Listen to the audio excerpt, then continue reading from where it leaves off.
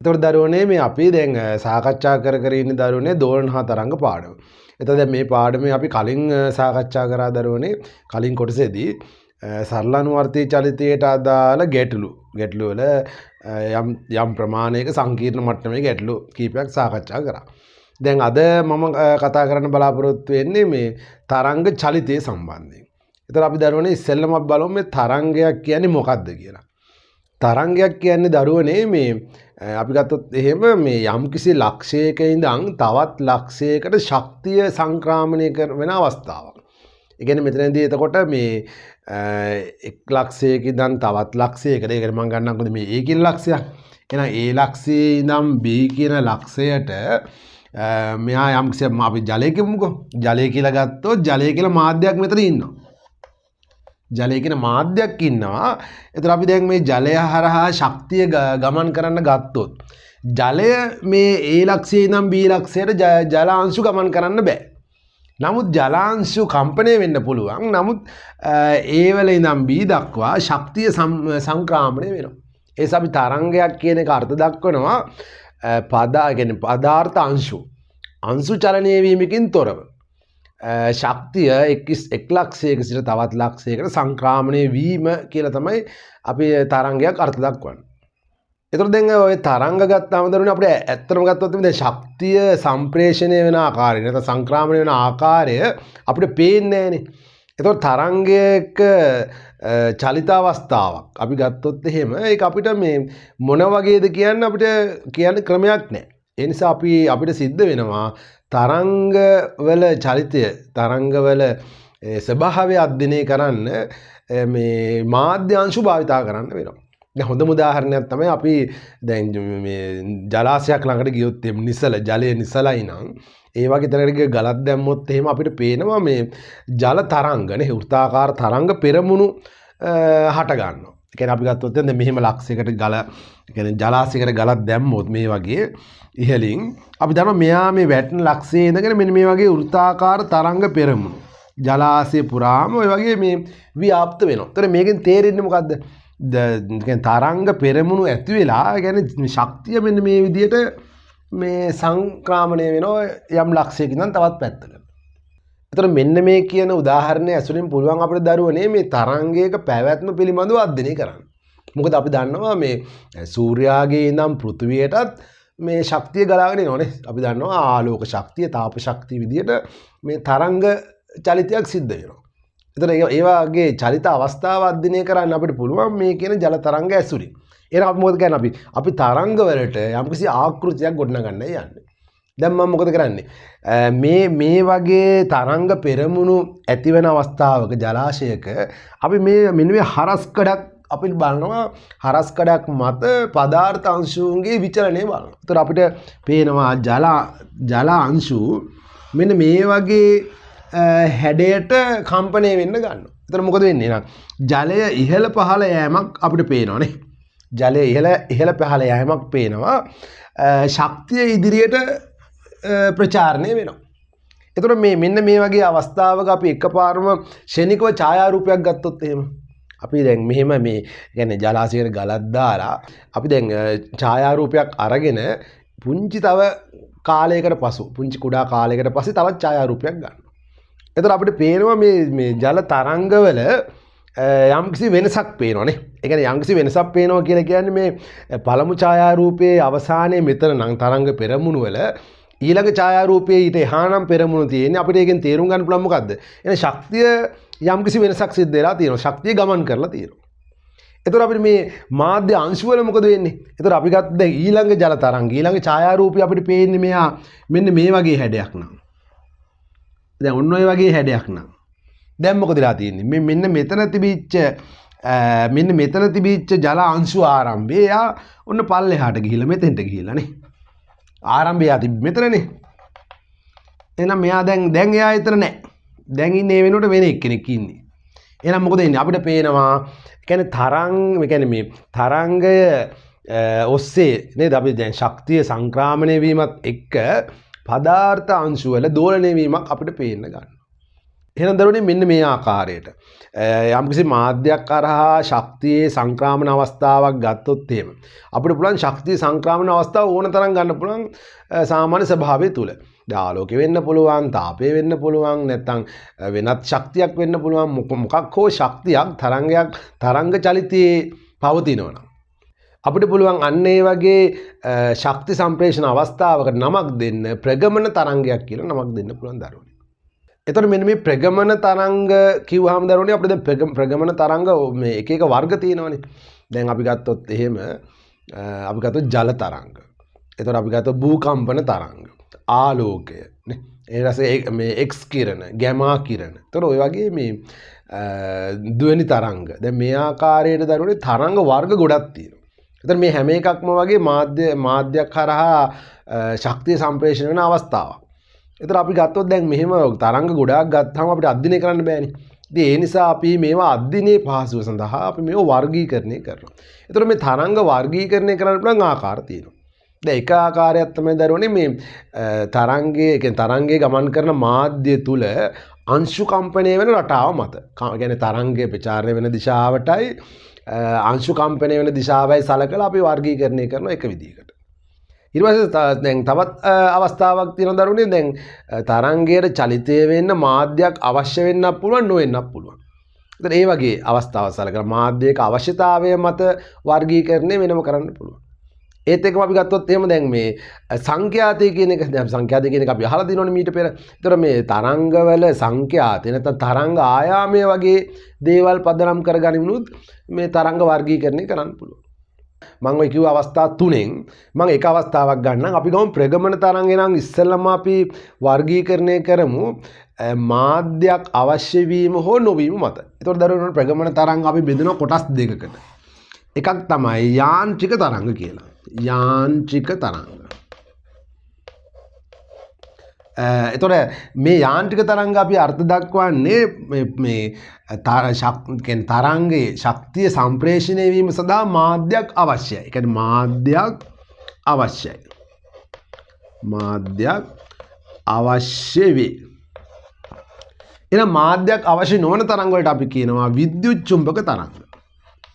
විද්‍යුත් චුම්බක තරංග. එහෙනම් මෙයාට මොකද්ද මාධ්‍යයක් අවශ්‍ය නොවේ.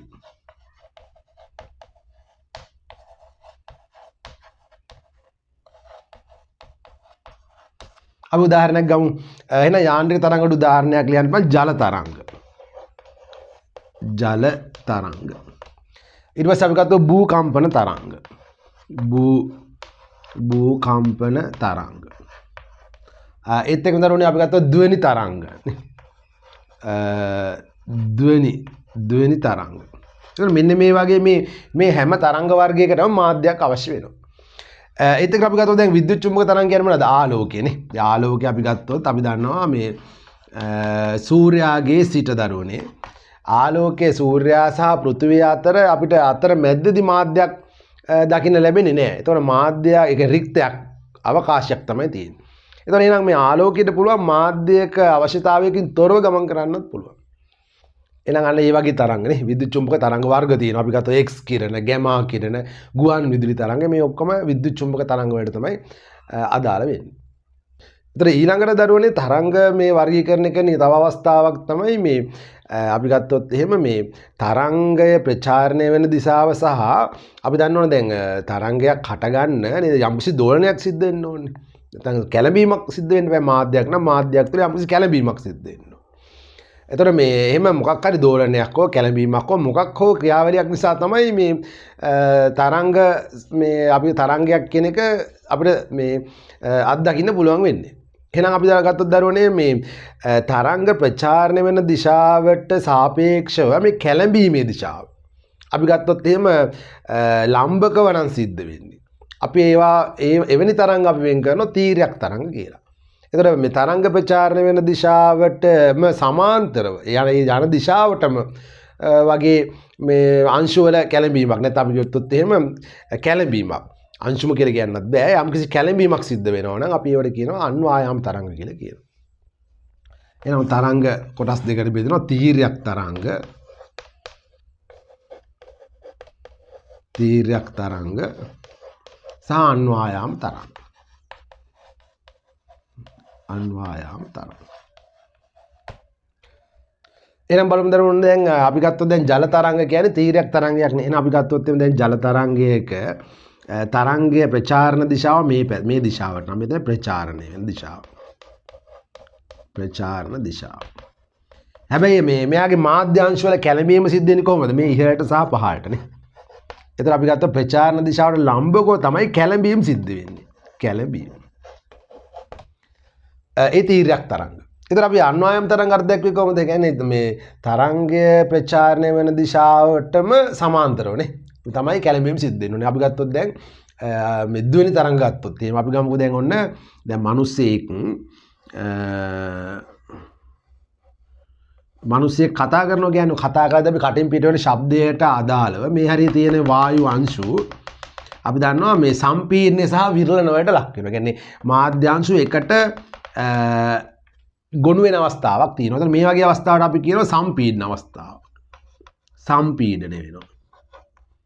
එතකොට ඊට සාපේක්ෂව ඊට ඉස්සරහින් තියෙන අංශු එතකොට තරමක් අංශු අඩුයි. එතකොට ඒ වගේ තැනක් විරලණයට ලක් වෙනවා. විරලන. ආයිත් මොකද වෙන්නේ? ආයිත් ඊළඟට තියෙන අංශු ටික සම්පීඩනය වෙනවා ආයිත් විරලන අවස්ථාවක් තියෙනවා. ආයිත් සම්පීඩනය වෙනවා. එතන ආයිත් විරලන තියෙනවා. එතකොට අපි ගත්තොත් මේ බලන්න දැන් මෙන්න මේ අපි ගත්තොත් මෙන්න මේ වගේ තැන්වලනේ වායු අංශ වල ඝනත්වය වැඩි.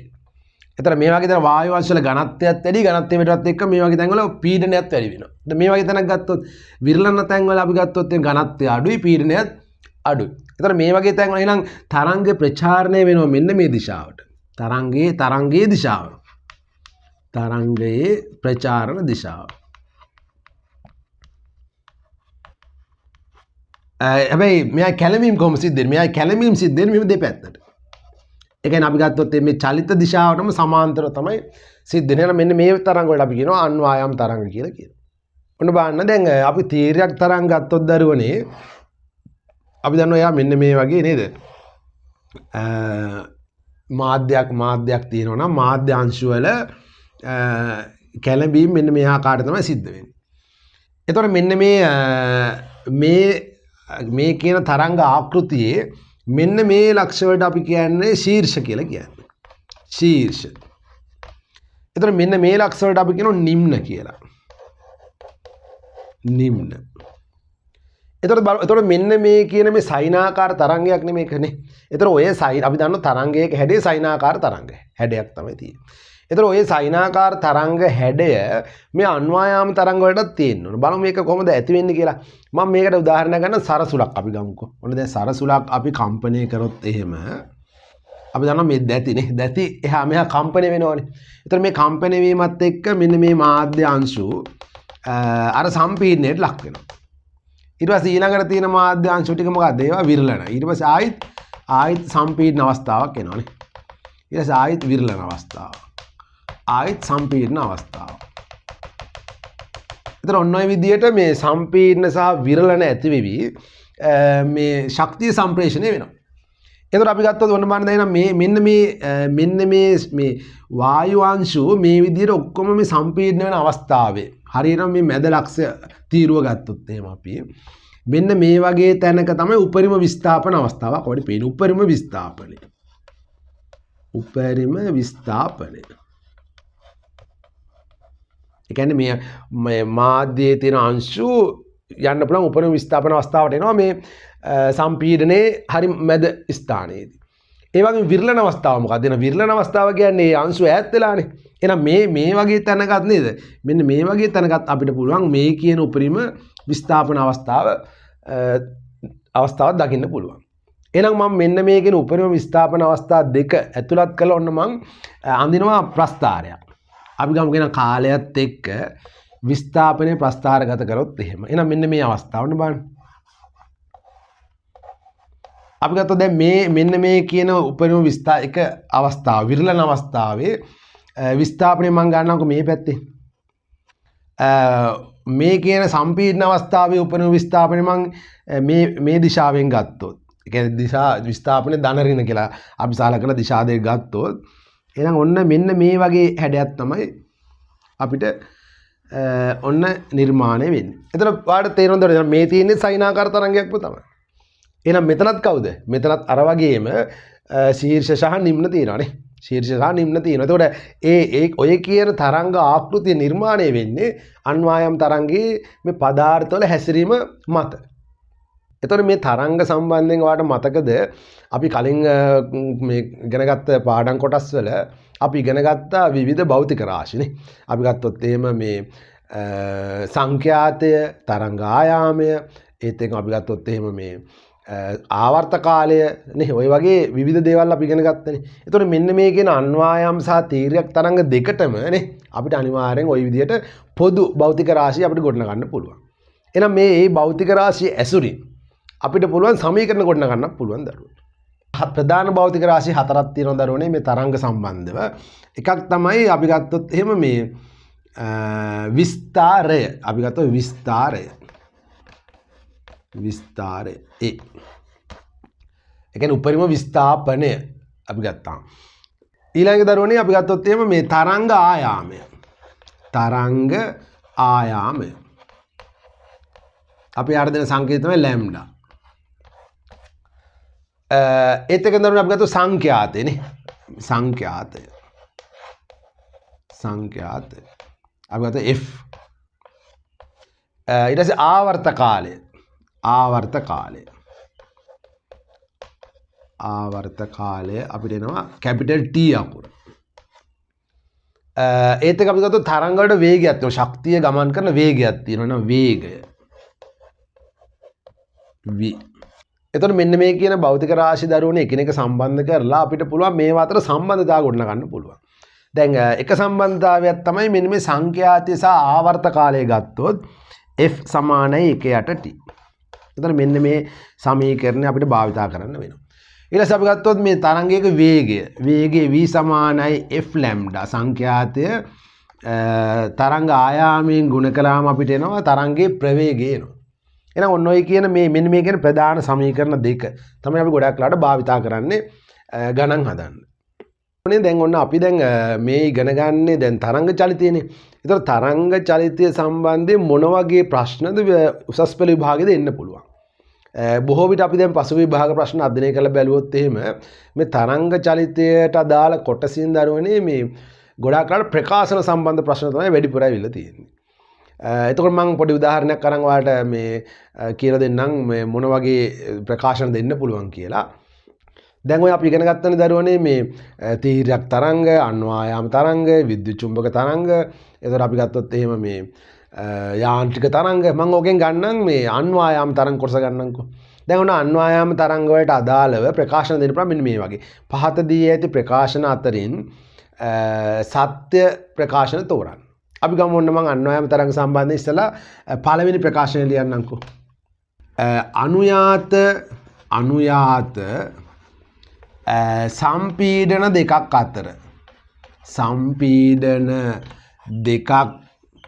අතර කලා අන්තරය අංශක 360කි. ඔන්න ඔය වගේ ප්‍රකාශනයක් දෙනවා. එතකොට මේ ප්‍රකාශනය ඇත්තද සත්‍යද කියලා අපි දැන් බලමු. දැන් ඔයාලට මතකද මම අර කලින් ඇන්දනේ මෙන්න මෙහෙම දැන් අපි ගත්තොත් එහෙම අර මෙන්න මේ වගේනේ සම්පීඩන තියෙනවා විරලන අවස්ථාවක් තියෙනවා ආයේ සම්පීඩන අවස්ථාවක් තියෙනවා විරලන අවස්ථාවක් තියෙනවානේ සම්පීඩන. එතකොට මේකට අපි අර සමීකරණයේ තරංග සයිනාකාර තරංගය අපි ඇන්දේ මෙන්න මේ වගේ හැඩයක්. අපි ගත්තොත් එහෙම ඔන්න ඔය වගේ හැඩයක් නේ ඇන්දේ. එතකොට මෙන්න මේ අපි ගත්ත මේ තමයි සම්පීඩන මේ තමයි විරලන. එහෙනම් බලමු දැන් මේ කියන අනුයාත සම්පීඩන දෙකක් අතර කලාන්තරය අංශක 360කි. බලමු මේ තමයි සම්පීඩන අවස්ථාව. එහෙනම් සම්පීඩන අවස්ථාවේ මෙන්න එක අවස්ථාවක් මෙතනනේ. ඒතර ඊළඟ අවස්ථාව කොහොමද? ඊළඟ අවස්ථාව මෙතන තියෙන්නේ. අපි ගත්ත තියෙන මෙයා මේ විදිහට ඇවිල්ලානේ. ආයෙත් මෙතෙන්ට යනවා ඔන්න ඔය විදිහට. එතන මේ අවස්ථාව මෙන්න මේ දෙක. අපි ගත්ත තියෙන කොච්චරද මේක? මේ තියෙන්නේ හරියටම ගත්තොත් එහෙම අපි ගත්තොත් මේ සයිනාකාර තරංගයක තරංග ආයාමයට සමාන කොටසක් තමයි මේ තියෙන්නේ. ශීර්ෂ දෙකක් අනුයාතනේ. එහෙනම් කොච්චරද මේක? අංශක අනිවාර්යෙන් ගත්තොත් 360ක් නැත්තම් කොච්චරද? 25 ප්‍රමාණයක් තමයි මේ තියෙන්නේ. එහෙනම් මේ ප්‍රකාශනයේ සත්‍යයි. අපි ලියමු විරලණයක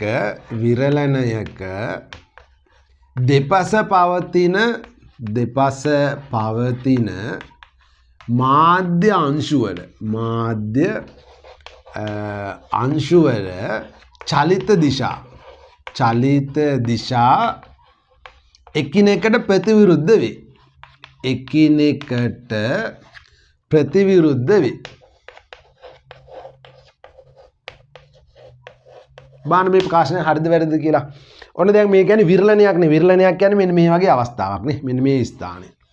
එහෙනම් මේ විරලණයක දෙපැත්තේ ඉන්න අංශු ගත්තොත් අපි ගත්තොත් මෙන්න මේ මම මේක දාන්නම්කෝ P කියලා. P මේ ස්ථානේ අපි ගමු Q කියලා.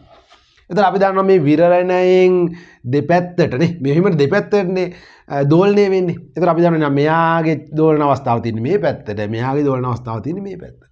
එහෙනම් අනිවාර්යෙන් මොකක්ද එනවා? අනිවාර්යෙන් මේ දෙන්නගේ දිශා ප්‍රතිවිරුද්ධ වෙන්න ඕන. එහෙනම් මේ ප්‍රකාශනය මොකද්ද? මේකත් හරි. මම ගන්නම් තව තුන්වෙනි ප්‍රකාශනය. මාධ්‍ය අංශු සියල්ලම